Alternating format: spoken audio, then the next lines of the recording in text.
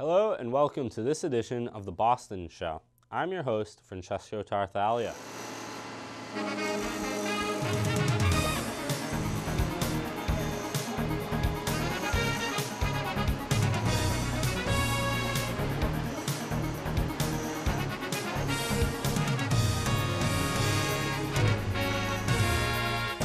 Last week in Boston, Mayor Walsh cut the ribbon to kick off the 32nd season of the Roslindale Village Main Street Farmers Market.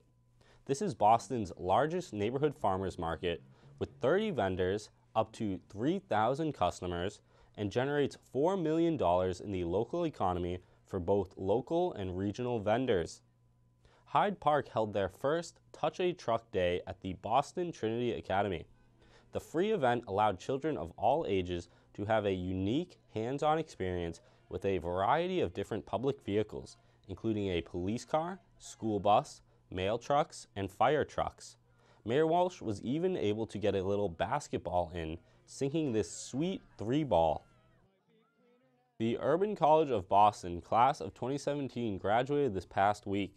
134 students crossed the stage and received their diplomas after completing 2 years at the private, nonprofit, co-educational college, which offers Associate of Arts degrees and certificate programs in areas like early childhood education, human services, and health and nutrition. The Boston Housing Authority is renaming the community center at the Franklin Field property in honor of Wanda Drumgold, a Dorchester resident who passed away in 2016. Wanda volunteered at the Elderly Commission for many years and always helped inform seniors about the programs, events, and the work of the mayor's office. She walked these streets for her entire life, and she dedicated her life to it.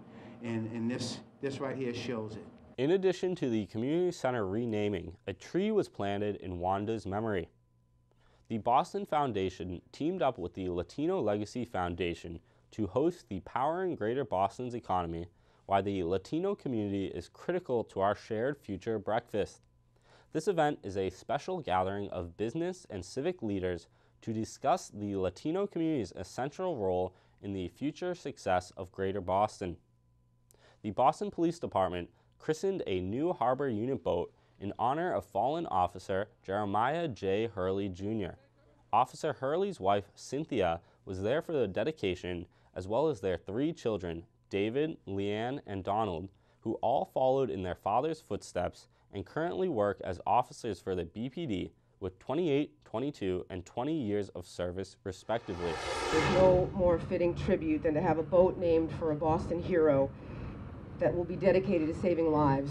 On October 28, 1991, Officer Hurley and his partner, Officer Frank Foley, responded to a call for a device under a motor vehicle in a residential neighborhood in Roslindale. While investigating, the explosive device detonated and took the life of Officer Hurley, and Officer Foley was critically wounded. People like Jerry who paved the way to make us what a great department we are. Officer Hurley was appointed to the Boston Police Department on February 14, 1968, where he served in several assignments before being assigned to the Boston Police Bomb Squad.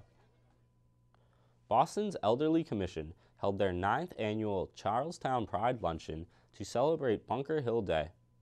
Over 100 seniors gathered at the Knights of Columbus Function Hall to enjoy food and dance. Mayor Walsh helped cut the ribbon on the newest addition to George Foreman III's chain of gyms Everybody Fights in the Financial District. Started in the Seaport, this gym was created by the son of former heavyweight champion George Foreman and is the personal gym of Boston City Councilors Tim McCarthy and Josh Zakem.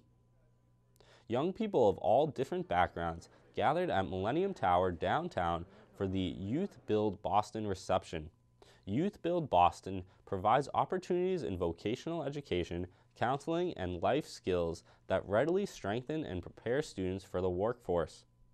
City officials and the Boston Celtics gathered at the Reggie Lewis Center in Roxbury to celebrate their 26th annual Stay in School event.